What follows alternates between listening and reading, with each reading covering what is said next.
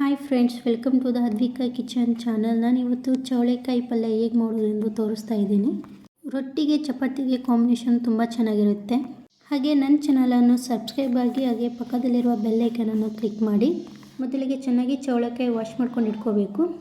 ಇದಕ್ಕೆ ಬೇಕಾಗಿರುವ ಪದಾರ್ಥಗಳೇನೆಂದರೆ ಮೊದಲಿಗೆ ಸಾಸಿವೆ, ಜೀರಿಗೆ, ಕರಿಬೇವು, ಬೆಳ್ಳುಳ್ಳಿ, ಒಂದು ಈರುಳ್ಳಿ, ಒಂದು ಟೊಮೆಟೊ ಹಣ್ಣು, ಒಂದು ಸ್ಪೂನ್ ಖಾರದ ಪುಡಿ, ಒಂದು ಸ್ಪೂನ್ ಸಾಂಬಾರು ಪೌಡರ್ ಮತ್ತು ಅರಿಶಿಣ,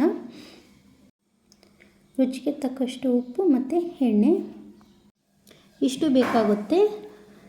ಒಂದು ಬಾಣಲೆಯಲ್ಲಿ 3 ಸ್ಪೂನ್ ಎಣ್ಣೆ, ಸಾಸಿವೆ, ಜೀರಿಗೆ, ಬೆಳ್ಳುಳ್ಳಿ ಮತ್ತು ಕರಿಬೇವು ಚೆನ್ನಾಗಿ ಫ್ರೈ ಮಾಡ್ಕೋಬೇಕು. ನೆಕ್ಸ್ಟ್ ಅದಕ್ಕೆ ಈರುಳ್ಳಿ ಹಾಕಿ ಚೆನ್ನಾಗಿ ಫ್ರೈ ಮಾಡಬೇಕು. ಗೋಲ್ಡನ್ ಕಲರ್ ಬರೋವರೆಗೂ ಚೆನ್ನಾಗಿ ಫ್ರೈ ಹಾಕೋಬೇಕು. ನೆಕ್ಸ್ಟ್ ಅದಕ್ಕೆ ಟೊಮೆಟೊ ಹಣ್ಣು ಹಾಕಿ ಎಣ್ಣೆಯಲ್ಲಿ ಸ್ವಲ್ಪ ಚೆನ್ನಾಗಿ ಅದನ್ನು ಫ್ರೈ ಮಾಡ್ಕೋಬೇಕು. ನೆಕ್ಸ್ಟ್ ಇದಕ್ಕೆ ಚವಳೆಕಾಯಿ ಹಾಕಿ ಚೆನ್ನಾಗಿ ಎಣ್ಣೆಯಲ್ಲಿ ಫ್ರೈ ಮಾಡ್ಕೋಬೇಕು.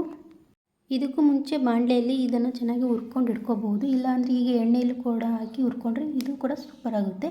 ಇದಕ್ಕೆ ಸ್ವಲ್ಪ ಉಪ್ಪು ಹಾಕಿ ಚೆನ್ನಾಗಿ ಫ್ರೈ ಮಾಡಿ ಲಿಡ್ನ ಕ್ಲೋಸ್ ಮಾಡಿಕೊಂಡು ಒಂದು 5 ಮಿನಿಟ್ಸ್ ಬಿಡಬೇಕು. 5 ಮಿನಿಟ್ಸ್ ಆದಮೇಲೆ ಇದನ್ನು ಓಪನ್ ಮಾಡಿ ಮತ್ತೆ ಚೆನ್ನಾಗಿ ಕಲಿಸ್ಬೇಕು. ನೆಕ್ಸ್ಟ್ ಇದಕ್ಕೆ 1 ಸ್ಪೂನ್ ಅರಿಶಿಣ ಮತ್ತು ಖಾರದ ಪುಡಿ, ಸಾಂಬಾರು ಪುಡಿ ಹಾಕಿ ಚೆನ್ನಾಗಿ ಮಿಕ್ಸ್ ಮಾಡಬೇಕು. ಮಿಕ್ಸ್ ಮಾಡಾದಮೇಲೆ ಇದಕ್ಕೆ ಒಂದು ಅರ್ಧ ಲೋಟದಷ್ಟು ನೀರು ಹಾಕಿ ಕಲಸಿ ಇಡಬೇಕು. ರೊಟ್ಟಿಗೆ ಚಪಾತಿಗೆ ಮಾತ್ರ ಇದು ತುಂಬ ಸೂಪರಾಗಿರುತ್ತೆ. ಹಾಗೆ ಪೂರಿಗೂ ಕೂಡ ಕಾಂಬಿನೇಷನ್ ತುಂಬ ಚೆನ್ನಾಗಿರುತ್ತೆ. ಇವಾಗ ಇದು ಚೆನ್ನಾಗಿ ಬೆಂದಿದೆ. ನಿಮ್ಮ ಮನೆಯಲ್ಲಿ ಕೂಡ ಒಮ್ಮೆ ಟ್ರೈ ಮಾಡಿ ನೋಡಿ, ತುಂಬ ರುಚಿಯಾಗಿರುತ್ತೆ. ನೆಕ್ಸ್ಟ್ ಇದಕ್ಕೆ ಸ್ವಲ್ಪ ಕೊಬ್ಬರಿ ಹಾಕಿ ಚೆನ್ನಾಗಿ ಮಿಕ್ಸ್ ಮಾಡಬೇಕು. ಮಿಕ್ಸ್ ಆದಮೇಲೆ ಲಾಸ್ಟಲ್ಲಿ ಇದಕ್ಕೆ ಸ್ವಲ್ಪ ಕೊತ್ತಂಬರಿ ಹಾಕಿ ಮಿಕ್ಸ್ ಮಾಡಿದರೆ ಇಷ್ಟೇ ರುಚಿಯಾದ ಚವಳೆಕಾಯಿ ಪಲ್ಯ ರೆಡಿಯಾಗುತ್ತೆ.